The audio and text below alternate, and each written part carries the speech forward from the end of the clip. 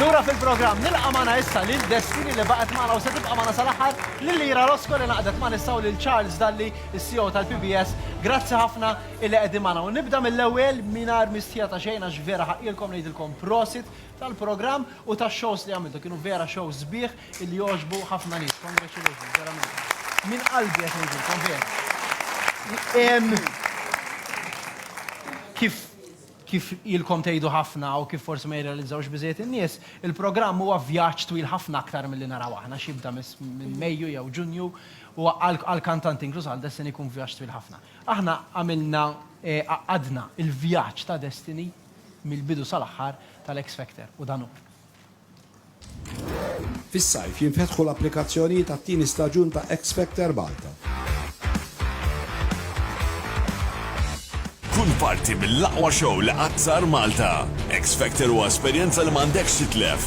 Bħalissa l-applikazzjonijiet huma miftuħin u dal-waqt nibdew niltaqgħu magħkom. Destiny ċikuniere tapplika u jibatu għaliha biex tagħmel l-audition quddiem il-ġurija tal-X Factor. So Destiny, what song are you going to sing for us today?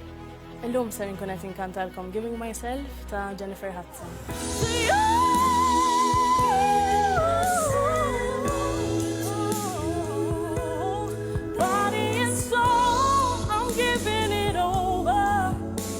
I'm giving myself over to you now.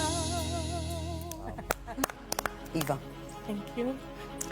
So it's definitely a yes. Eva faċli minn għandi. Say yes. Thank you. Thank you. Thank you, guys. That was so hard, was it?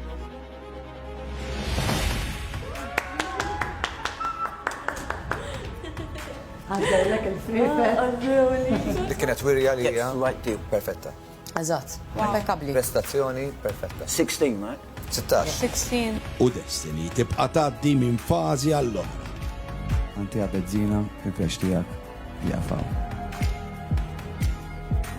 Intom għaddejtu.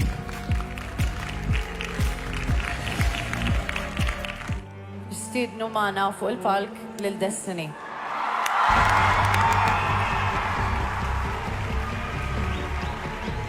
Għedinot li ċitata ħafna, dejjem ngħid li ċitata, ma l-lum iktar għax l-lum ħan performja qudiem in-nies. Se tkanta lejla Destiny.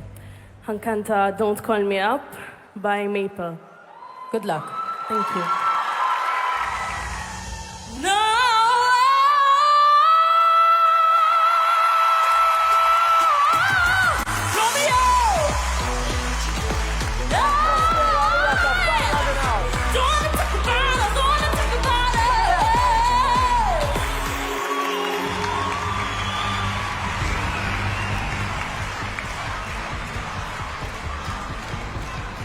Destiny, when you come on that stage, you are completely in charge. Proset, eccellenti, u ħaqek siġġu bla dubju. It came across like wow. And you had it all, girl. Jintu ħaqek siġu hemmhekk. Thank you. Destiny, li jekk jogħġbok hu il-post ta' dan il-kantu tajjeb. Jiddispjaċini dan il-kantu. Ira tisma' l-udjenza u dan ikasmu totalment il-vjaġġ tagħha tieqaf hawnhekk.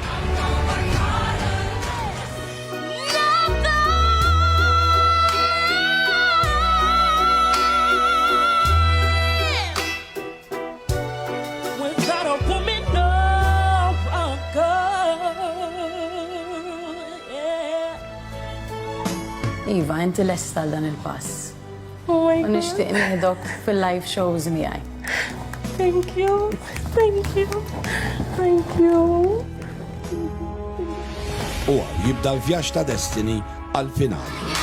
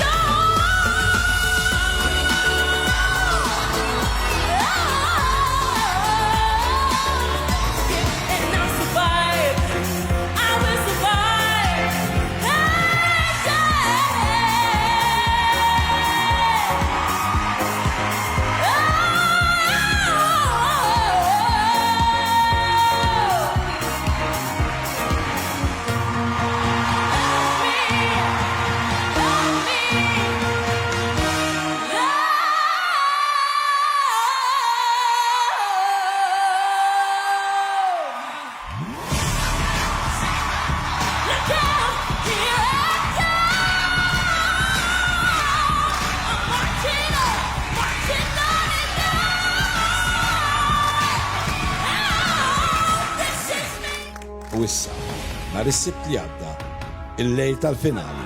Sinjuri, Malta Għawdex, nilqawkom għal-finali ta' X Factor Malta!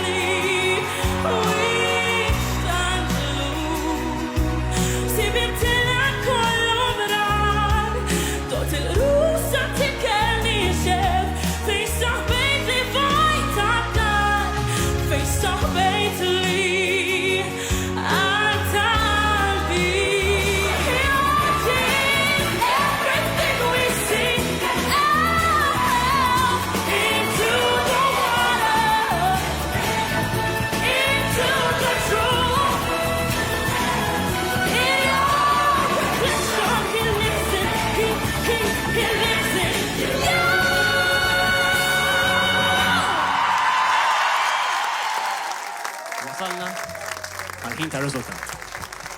Dan huwa l-moment li l-kom tistennew.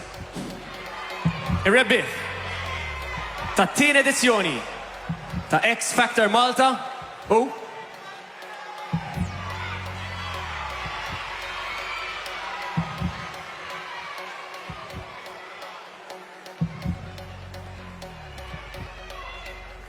Destiny!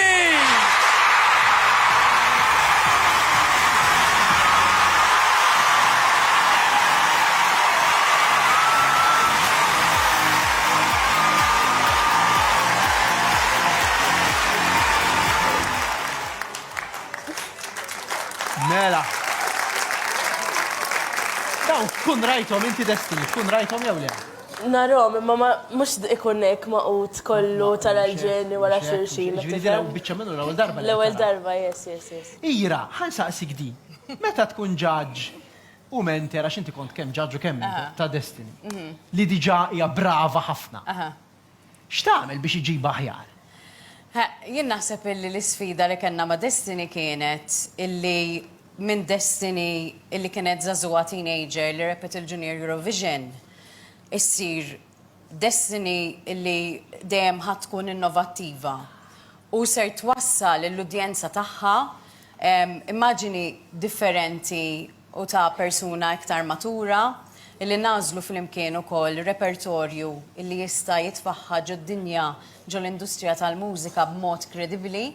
Imma dejjem inżommu għad-Destiny illi saru jħobbu n-nies u li ser ikomplu ħobbuha.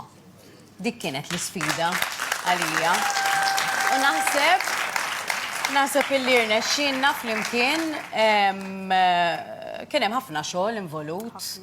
Titqis biss li minn ġimgħa l-ġimgħa Destiny kienet titgħallem kanzunetti ġodda dejjem, il-kanzunetti dejjem jiżdiedu iktar ma tasal lejn il-qoċċata iktar ma jiżdiedu l-kanzunetti, koreografiji, bidla ta' image kull ġimgħa. Insomma, affarijiet illi tgħixhom fid-dinja tal-mużika kuljum. Imma naħseb illi kien vjaġġ li Destiny ħadet gost bih. U peress illi Justin kienet ukoll kont menter tagħha wkoll. Kellek diffikultà fl-aħħar hekk kont? Le, ma kellix diffikultax il-kategorija tiegħi tal-girls net kienet responsabilità kbira li kolli kategorija tal-girls għax il-kategorija tal-girls hija waħda maħbuba ħafna min-nies. Sfortunatament meta jkollok in-nisa jisom in-nies ta' barra jħobbu jitfawhom kontra xulxin, jiena din ħossa b'mod personali wkoll fil-karriera tiegħi. Però nista' ngħidilkom ġifieri li bejniethom ma kienx hemm rivalità, laqqas bejn il-kuntestanti l-oħra. U tant hija xi ħaġa sabiħa li n-nisa jissapportjaw il-xulxin. Ovvjament ġejt microanalyzed jiena meta kelli l-ġiex kontestanti fil-kategorija lejn l-aħħar, però kien onur kbira lija li wassaltom sal-finali u li kienu head to head fl-imkien. Rridu niqfu għall-aħbarijiet. Imma ħan ibqawnek għax meta nġuru għartin saqsikom aktar mistoqsijiet fostom. Lilek Ira kif tħossok għax inti kultant ikollok taqla, ikun hemm fażi fejn ikollok taqla kantanti b'talent tajjeb ħafna. Kif tħossok meta tagħmilha u tibqa' tkellimhom wara lilek surda li nixtieq nistaqsik għavolli naf li probabli ma tkunx tista' tikkummenta fuqha bħalis, imma jekk hux serġa' jsir X Factor għax qed tistaqsuna ħafna nies. Da kollu meta niġu lura wara l-waqfa tal-aħbarijiet, imma ħammorru b'din il-klip intom kontu ġejtu flimkien f'Xarabank, Destiny u Ira. U kantajtu ma' kappella flimkien, ħanurwa.